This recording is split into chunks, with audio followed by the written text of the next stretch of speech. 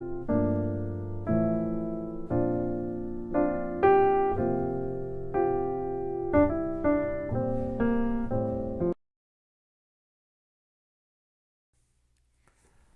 기도하심으로 피우다 시작하겠습니다. 하나님 감사합니다. 오늘도 새 날을 주시고 말씀 앞에 우리를 불러주시니 감사합니다. 오늘 하나님의 말씀으로 가득 차서 우리도 오늘 하루 삶 가운데 나의 모든 말이 성령의 충만함으로 인하여 말하게 되길 소망합니다. 사람의 생각과 사람의 마음이 아니라 하나님의 생각과 하나님의 마음으로 말하는 오늘이 되게 하여 주시옵소서. 감사합니다. 예수님의 이름으로 기도드립니다. 아멘. 네, 오늘 저희가 함께 살펴볼 말씀은 누가복음 1장 67절에서 80절까지 말씀입니다. 우리 함께 살펴보도록 하겠습니다.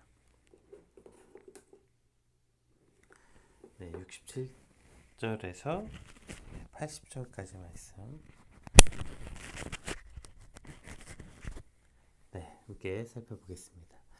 그 부친 사가랴가 성령의 충만함을 받아 예언하여 이르되 찬송하리로다. 주 이스라엘의 하나님이여 그 백성을 돌보사 속량하시며 우리를 위하여 구원의 뿔을 그 종 다윗의 집에 일으키셨으니 이것은 주께서 예로부터 거룩한 선지자의 입으로 말씀하신 바와 같이 우리 원수에게서와 우리를 미워하는 모든 자의 손에서 구원하시는 일이라. 우리 조상을 긍휼히 여기시며 그 거룩한 언약을 기억하셨으니 곧 우리 조상 아브라함에게 하신 맹세라. 우리가 원수의 손에서 건지심을 받고 종신토록 주의 앞에서 성결과 의로 두려움이 없이 섬기게 하리라 하셨도다. 이 아이여 내가 지극히 높이니 선지자라 일컬음을 받고 주 앞에 앞서가서 그 길을 준비하여 주의 백성에게 그 죄 사함으로 말미암는 구원을 알게 하리니 이는 우리 하나님의 긍휼로 인함이라. 이로써 돋는 해가 위로부터 우리에게 임하여 어둠과 죽음의 그늘에 앉은 자에게 비치고 우리 발을 평강의 길로 인도하시리로다 하니라. 아이가 자라면 심령이 강하여지며 이스라엘에 나타나는 날까지 빈들에 있으니라. 아멘. 네, 오늘 저희가 이제 살펴볼 말씀은 사가랴의 찬가라고 불리는 사가랴의 찬양이고 이제 사가랴의 고백입니다. 67절 한번 볼까요? 그 시작이 이렇게 시작됩니다. 그 부친 사가랴가 성령의 충만함을 받아 예언하여 이르되 이렇게 시작돼요. 그 성령의 충만하다 이렇게 시작이 되는 거죠. 우리가 함께 살펴봤던 것처럼 사가랴는 엘리사벳이 임신하게 될 것이라는 예언을 들은 후부터 지금 아이를 낳은 순간까지 심지어 자신의 아이의 이름을 지어야 되는 순간에도 말을 할 수 없게 돼서 서판에 글씨를 써서 아이의 이름을 알려야 했어요. 그리고 천사의 예언처럼 아이의 이름을 요한이라고 하는 순간 입이 열리고 혀가 풀려 말을 하게 되는데 그 말을 하게 된 시작이 바로 오늘 사가랴의 찬가, 사가랴의 찬양인 것이죠. 그리고 그렇게 입이 열리고 혀가 풀려 말을 하게 된 순간 일어난 일이 뭐예요? 바로 성령의 충만함을 받아 예언하는 일이었다는 것입니다. 갑자기 말을 할 수 없게 된 것도 갑자기 당한 이 일이죠. 스스로 자신이 천사의 말을 믿지 못해서 이런 저주를 받았다고 자책, 그 10개월 동안 사가랴는 그렇게 스스로 자책하고 있었을지도 모르겠고 또 사가랴가 제사장이었잖아요. 사람들 앞에 나서야 하는 그 제사장이 갑자기 말을 못하게 됐어요. 얼마나 많은 사람들이 수군거렸겠어요. 욥처럼 아마 하나님의 저주를 받았다고 조롱하고 비난한 이들도 있었겠죠. 어쨌든 사가랴는 그러한 시간들, 답답하고 억울하고 자책하는 그러한 긴 시간을 보내었던 것이죠. 그리고 그 긴 시간이 사가랴에게 어떤 의미였는지 오늘 본문의 시작부터 명확하게 그것을 정의하고 나오는 거죠. 바로 그 시간이 사가랴에게 성령이 충만함을 받는 시간이었다는 것입니다. 성령의 충만함을 받아 이 에플레스데는 충만하다, 가득하다라는 뜻인데요. 오늘 본문에서는 더 이상 채워질 곳이 없어 흘러 넘친다 라는 의미로 사용되었어요. 지금 사가랴가 하나님의 영으로 더 이상 채워질 곳이 없어 흘러 넘치도록 충만하여져 있다 라는 표현인 거죠. 하나님의 영이 그에게 얼마나 가득하게 되어 있는지를 표현하고 있는 것입니다. 사가랴가 벙어리가 된 사건은 누군가에게는 사가랴의 불순종에 따른 징계다 라고 말할지도 모르겠고요. 누군가는 사가랴를 향해 아유 참 안됐다, 왜 너에게 그런 불행이 닥쳤니? 누군가에겐 이것이 사가랴를 불쌍하고 동정하는 일이 될 수도 있겠죠. 또는 누군가를 사가랴를 판단하고 조롱하는 일이 됐을지도 모르겠어요. 그러나 그 일을 경험한 사가랴에게 이 사건은 그가 하나님의 영으로 가득하여 흘러넘치게 되는 사건이었다는 것입니다. 오늘 우리에게 일어난 일 혹은 일어날 일 역시 마찬가지가 되길 소망합니다. 갑자기 불어닥친 어떤 재앙과도 같은 일, 갑자기 생각하지도 못한 일이 생겨 답답하고 억울하고 때론 누군가의 조롱과 멸시, 때론 사람들의 입에 전혀 올라가고 싶지 않지만 다른 사람들의 입에 올라 내 이야기가 혹은 우리의 이야기들이 판단받게 될더라도 그것은 그냥 그러한 어떤 고난과 재앙과 불행으로 끝나는 것이 아니라 그것을 통해 성령의 충만함에 이르게 하시는 하나님의 인도하심, 그것을 소망하고 바라봐야 하는 것입니다. 그 일을 통해 더욱 성숙한 그리스도인으로 하나님의 영으로 가득 차 흘러넘치는 성령이 충만한 데까지 이르게 하시는 하나님의 은혜임을 고백할 수 있게 되길 소망합니다. 오늘도 지금 당하는 그 일 때문에, 그 사건, 사고, 고난, 그것 때문에 안 아플 수 없죠. 그것 때문에 참 고통스럽고 자책하기도 하고 답답하고 정말 어딜 향해서 소리치고 싶은 그 답답한 마음. 오늘 사가랴에게도 그 10개월이나 벙어리로 살아야 했던 사가랴의 답답함이 얼마나 컸겠습니까? 그것도 하루아침에. 그러나 그것은 그냥 아프고 답답하고 억울하고 끝나버리는 그러한 의미 없는 사건이 아니라 그 시간은 누군가에겐 나를 뭐라고 판단하든, 다른 누군가에겐 그게 조롱이든 비난이든 뭐 동정이든 다른 누군가에겐 그런 의미일 수 있지만 최소한 그것을 겪는 나는 하나님 앞에서 나 역시 그냥 그것이 그렇게 불쌍하고 혹은 불행이고 답답한 일로 끝나버린다면 그건 정말 아무 의미가 없는 시간 아니겠습니까? 그러나 그 모든 일을 하나님께서 허락하셨고 하나님께서 우리에게 그 일이 주어진 것이라면 그것은 그냥 그렇게 의미 없이 지나가 버린 시간이 아니라 그것을 통해 성령 충만한 그리스도인으로 나를 인도하고 계시는 하나님의 섭리를 발견할 수 있게 될 때 우리는 그 시간들을 견디고 소망할 수 있게 될 것입니다. 오늘 이 사가랴에게 일어난 이 답답한 일, 이 불행과 같은 일, 혹시 이와 같은 일로 답답해하고 고통 가운데 있는 여러분들이 계시다면 오늘 이 사가랴가 그 입이 풀려 혀가 돌아오자마자 그에게 일어난 일은 성령이 가득 차 흘러 넘치게 됐다는 이 일이 우리의 소망이 되고 그것을 꿈꾸며 하나님 지금 이 일이 답답하고 고통스러울 수 있지만 그러나 이 모든 순간들, 이 모든 사건들을 통하여서 그렇게 하나님의 영으로 가득 차 흘러 넘치는 성령 충만한 시간이 되어지길 소망합니다. 주님 이것을 간절히 바랍니다. 함께 그렇게 기도하며 소망하며 그렇게 또 견디게 되는 저와 여러분들에게 축복합니다. 우리 68절에서 75절 말씀 한번 같이 읽어보겠습니다. 자, 이제 본격적으로 사가랴의 찬양이 등장합니다. 찬송하리로다 주 이스라엘의 하나님이여 그 백성을 돌보사 속량하시며 우리를 위하여 구원의 뿔을 그 종 다윗의 집에 일으키셨으니 이것은 주께서 예로부터 거룩한 선지자의 입으로 말씀하신 바 같이 우리 원수에게서와 우리를 미워하는 모든 자의 손에서 구원하시는 일이라. 우리 조상을 긍휼히 여기시며 그 거룩한 언약을 기억하셨으니 곧 우리 조상 아브라함에게 하신 맹세라. 우리가 원수의 손에서 건지심을 받고 종신토록 주의 앞에서 성결과 의로 두려움 없이 섬기게 하리라 하셨도다. 아멘.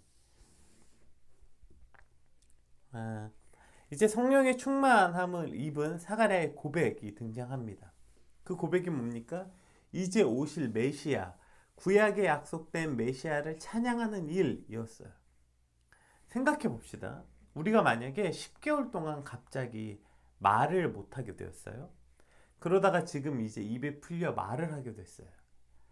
이 사건도 굉장히 놀라운 사건이죠. 게다가 아이를 가질 수 없다고 생각했는데 이제 자신의 눈앞에 그 귀한 아이가 태어났어요. 그렇다면 지금 사가랴가 하고 싶은 말이 얼마나 많았을까요? 엘리사벳을 향하여, 또 자신의 귀하고 사랑스러운 아기를 향해서 얼마나 많은 말을 하고 싶고 할 말이 얼마나 많겠어요. 또 오늘 이 자리에 모여있는 사람들에게 10개월 동안 못했던 말, 제일 하고 싶었던 말, 답답한 말, 그런 말들을 하고 싶지 않았겠습니까? 그런데 사가랴는, 성령의 충만함을 받았던 사가랴는 그러한 개인적인 말을 하지 않고 하나님을 찬양하는 것, 이 일을 하고 있죠. 그런데 그가 그냥 개인적인 말을 하지 않고 하나님을 찬양하는 것도 놀라운데, 그가, 사가랴가 귀한 믿음이고 성숙이 있어서 하나님을 찬양했다 칩시다.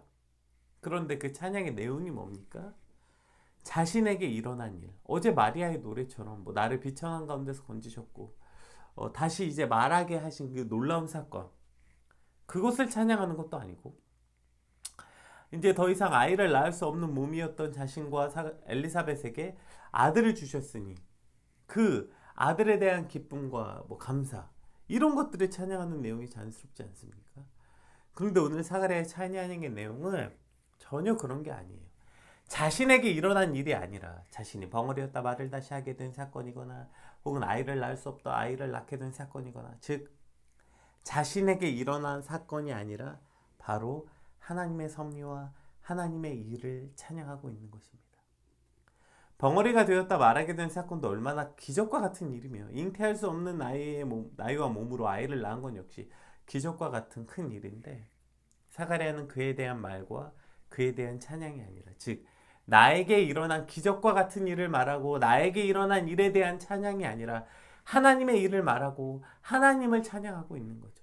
게다가 제사장답게 그것이 어떤 자신의 감정 혹은 뭐 그냥 그런 것으로 찬양하고 있는 게 아니라 구약에 예언되어 있던 메시아에 대한 구절들을 인용하여 구약의 말씀을 가져다가 지금 그 하나님의 일을, 하나님의 섭리를 찬양하고 있는 것입니다. 우리를 원수의 손에서 건져내실 메시아가 오심을 찬양하고 있는 것입니다. 성령의 충만함에 따라 말하게 되는 일은 우리가 묵상하게 될 수밖에 없는 것은, 사실 그리스도인으로서 우리가 하나님의 은혜와 하나님의 사랑을 나누는 일이 종종 있죠. 믿는 사람들끼리 믿음의 공동체 안에서 하나님의 은혜를 나누고 하나님의 사랑을 나눕니다. 뭐 간증이라고 말하기도 하고요.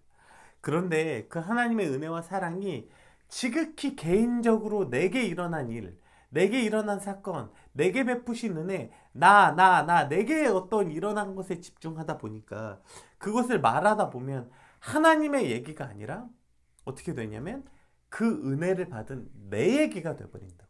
이해되세요? 나는 분명히 하나님의 은혜를 말한다고 말하고 있지만 그것이 지극히 내 입장에서 내게 베푸신 내 은혜를 말하게 될 때 어떻게 되냐면 하나님 얘기가 아니라 그 은혜를 받은 내 얘기, 내 자랑이 된다고요. 하나님께 전적으로 베푸신 은혜와 사랑이 아니라 그 은혜와 사랑을 받기 위해 내가 어떤 일을 했는지, 내가 한 일을 자랑하기도 하고, 마치 어제 남편이 사온 선물을 자랑하듯이 그 얘기의 주인공이 하나님이 아니라 내가 되어버리는 경우들을 참 많이 보게 되는 것입니다. 오늘 사가랴가 성령이 충만하여 말하기 시작하니 지금 자신이 겪은 이 놀라운 일도 하나님의 섭리 앞에서는 아무것도 아닌 게 된 것입니다. 하나님의 말씀 앞에서는 아무것도 아닌 게 된 것입니다. 지금 그 기적을 겪었잖아요. 벙어리가 된 것도 기적이고 그것을 다시 말하게 된 것도 기적이고 지금 이 아이가 생겼다고요. 근데 이 아이가 생긴 것도 하나님의 말씀 앞엔 그냥 아무것도 아닌 거예요. 그래서 오늘 사가랴의 노래, 사가랴의 찬양은 뭡니까? 구약에 인용되어 있던 하나님의 말씀은 지금 노래하고 있는 것입니다. 그가 성령이 충만하자 10개월 만에 입이 돌아와 첫 번째 한 일은 자신 겪은 일에 대한 소감도 아니고 자신의 겪은 일에 대한 찬양도 아니고 오직 하나님의 일, 하나님의 말씀, 하나님에 대한 찬양, 이것이 바로 사가랴의 고백이었던 거죠. 심지어 그 기다리고 기다렸던 아들을 향한 사가랴의 예언은 뭡니까? 우리 76절에서 80절까지 살펴, 살펴봅시다. 이 아이여, 내가 지극히 높으신 이의 선지자라 일컬음을 받고 주 앞에 앞서가서 그 길을 준비하여 주의 백성에게 그 죄사함으로 말미암는 구원을 알게 하리니 이는 우리 하나님의 긍휼로 인함이라. 이로써 돋는 해가 위로부터 우리에게 임하여 어둠과 죽음의 그늘이 앉은 자에게 비추고 우리 발을 평강의 길로 인도하시리로다 하니라. 아이가 자라며 심령이 강하여지며 이스라엘에게 나타나는 날까지 빈들에 있으니라. 아멘. 지금 그렇게 자신이 기다린 아이잖아요. 얼마나 소중한 아이입니까? 자기 자식이 소중하지 않은 부모가 어디 있겠어요. 게다가 사가랴와 엘리사벳은 얼마나 긴 시간 기다렸던 아이입니까? 그리고 이제 다 끝났다, 다 포기한, 마치 아브라함과 사라처럼 이제 잉태할 수 없는 몸이 되어 이제 끝났다고 포기하는 그 순간 그 아이가 생겨났어요. 근데 그 아이를 향한 아버지의 첫 번째 예언이 뭡니까? 네가 주인공이 아니라는 거예요. 너는 주인공이 아니야. 너는 주의 앞서 그 길을 준비하는 자일 뿐이다. 네. 너는 네가 주인공이 아니야. 그리고 물론 이제 네가 지극히 높으신 선지자의 이름을 받을 것이다. 이 백성을 죄의 삶으로 말미암는 구원을 알게 할 것이다. 굉장히 영광스러운 일이죠. 근데 그것도 네가 뭘 해서가 아니라 그것이 바로 78절에 하나님의 긍휼로 인함이라. 너가 그런 선지자로 세움을 받을 거고 그 백성들의 죄사함을 말미암는 구원을 알게 하게 될 건데 그것도 뭐 네가 뭘 하는 게 아니라 하나님의 긍휼의 인함이래요. 그것은 하나님께서 죽음과 어둠에 있는 우리를 비추시고 돋는 해처럼 임하게 되실 하나님의 일이다. 그 귀한 아들을 향해서도 철저하게 하나님의 일을 말하고 있는 것을 보게 됩니다. 그러고 네 인생, 너가 네가 세상의 중심이다. 너를 중심으로 세상이 돌아갈 거다 말하고 싶지 않았겠어요? 근데 그 아들을 향해서도 철저하게 하나님의 섭리와 하나님의 주권과 하나님의 일을 말하고 있는 것을 보게 됩니다. 참 여러 번 말하게 되지만 21세기를 살아가는 우리에게 가장 큰 우상은요, 바로 자기 자신입니다. 사람은 다 이기적일 수밖에 없어 라는 말이, 또 내 인생의 주인공은 나야, 사람은 주도적으로 살아야 돼, 사람이 주권적으로 결정해야 돼, 이런 말들이 언제나 하나님의 말씀보다 앞에 있고 심지어 하나님의 주권과 하나님의 섭리보다도 앞에 있어요. 그러니까 하나님의 주권을 말하고 하나님의 주권을 선포하게 될 때 그것을 듣는 것을 불편해합니다. 그리고 우리는 그렇게 자랐고 심지어 그렇게 자란 우리의 자녀들에게 그것보다 더한 것을 가르칩니다. 네가 최고다. 네가 돋보여야 된다. 세상은 네가 주인공이다. 네가 미래의 주인공이다. 그놈 주인공 소리를 그렇게 해요. 그러나 주인공은 누릴 수 없는 것입니다. 오늘 철저하게 사가랴가 하는 말이 뭡니까? 주인공은 은혜를 받은 내가 아니라 은혜를 베푸신 하나님이라는 거예요. 자신의 자녀를 향해서도 네가 주인공이 아니라 너는 그저 장차 오실 메시아 예수 그리스도의 앞길을 준비하는 자일 뿐이다. 너는 준비자이지 주인공이 아니야 라고 말하는 것입니다. 이것이 오늘 성령이 충만하게 된 사가랴의 고백이라는 것입니다. 사가랴가 자신을 향해서도 자신이 받은 것에 대해서 자랑하거나 떠들지 아니하였고 심지어 자기의 자녀를 향하여서도 하나님의 일을 말하게 되는 것, 이것이 바로 성령의 충만함을 받아 말하기 시작했던 사가랴의 말이라는 것입니다. 그렇게 사가랴의 이야기가 어떻게 끝이 납니까? 80절에 아이가 자라면 심령이 강하여지며 이스라엘에게 나타난 날까지 빈들에 있으니라. 그 말을 들은 요한은 그 말대로 되었습니다. 그는 처음부터 뭐라고 말합니까? 예수님을 발견하자마자 그 제자들이 와서 당신이 메시아입니까? 라고 물어볼 때 요한이 수없이 뭐라고 말합니까? 나는 그의 신발끈 하나 풀 자격도 없는 자다. 스스로를 그렇게 명확하게 알게 되는 거죠. 이게 뭐 하루아침에 일어난 겁니까? 그것이 바로 사가랴의 가르침이었고 사가랴의 신앙으로부터 이어져 내려온 것이죠. 그래서 요한은 자기가 누군지 처음부터 알고 있었어요.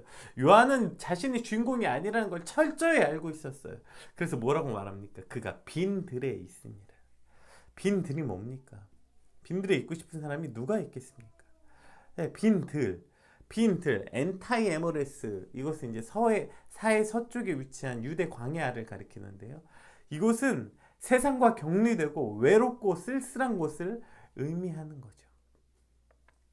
그는 메시아의 길을 예비하는, 그 길로서 그렇게 세상의 중심, 막 세상의 따뜻함, 어떤 세상의 관심이 가득한 곳이 아니라 그냥 그렇게 빈 들에서, 세상에서 격리되고 외롭고 쓸쓸한 곳에서 그가 그곳에서 그 길을 준비하고 조용히 그곳에서 자신의 사역들을 준비하는 시간으로 보냈다는 것입니다. 이것이 세례 요한 아닙니까? 그리고 그 세례 요한을 향한 예수님의 평가는 뭡니까? 여자의 몸에서 낳은 이 중에 저보다 큰 자가 없다. 아멘. 그럼 이것이 예수님의 평가예요. 왜일까요? 자기 스스로 자기 자신을 잘 알고 자기 자신이 무엇을 해야 되는지 잘 아는 사람, 자기가 아니라 예수 그리스도가 돋보이는 세례 요한의 가장 위대한 고백이 이거 아니에요? 그는 흥하여야겠고 나는 쇠하여야겠다. 내가 그리스도를 높이고 나는 낮아지니 세상의 평가와 관심 상관없고 어떻게 됐어요? 예수님께서 나를 높여주신 거. 그러니까 자꾸 우리가 예수님이 나를 높여주셨다고 착각하니까 예수님이 나를 사람들 앞에 높여주셨다, 예수님이 나를 세상에서 높여주셨다, 자꾸 이러한 평가를 잘못 오해하게 되는데요. 세상에서 높여진, 세례 요한이 세상에서 언제 높여집니까? 이렇게 살다가 빈들에서 살다가 메뚜기 뜯어먹고 그 석청 먹고 살다가 그 일찍 젊은 나이에 목이 잘려 죽게 되는 세례 요한이 무슨 세상이 요한을 뭐 높였습니까? 세례 요한이 누구에게 높임을 받았어요?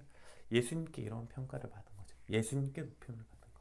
이것이 바로 세례 요한의 삶이 된 것이며, 그 세례 요한의 삶의 시작이 바로 오늘 사가랴의 예언, 사가랴의 찬양, 아버지의 믿음으로부터 시작된 것을 우리가 보게 되는 것입니다. 성령 충만하다는 것은 성령이 충만하여 하나님이 내게 베푸신 은혜를 말하는 게 아니라 성령이 충만하여 하나님의 일을 말하고 하나님의 말씀을 말하고 하나님의 섭리를 말하고 내가 주인공이 아니라 하나님이 하나님 되심을 선포하는 삶, 이것이 바로 성령의 충만함입니다. 오늘도 수없이 어떠한 일들을 말하면서 내가 드러나고 나를 말하고자 하는 일은 내가 성령이 충만하지 않구나, 이것을 우리가 알게 되는 시간인 것 같아요. 주님, 오늘 성령의 충만함을 잊는, 성령이 가득하여서 내 안에 넘쳐 흐르게 돼서 무엇을 말하든지 주의 일을 말하고 주의 일이 중요하고 주님의 이름을 높이는, 내가 주인공이 아니라 내 안에 계신 예수 그리스도가 주인인 삶을 살게 하여 주시옵소서. 우리 같이 받은 말씀 놓고 함께 기도하겠습니다. 기도합시다.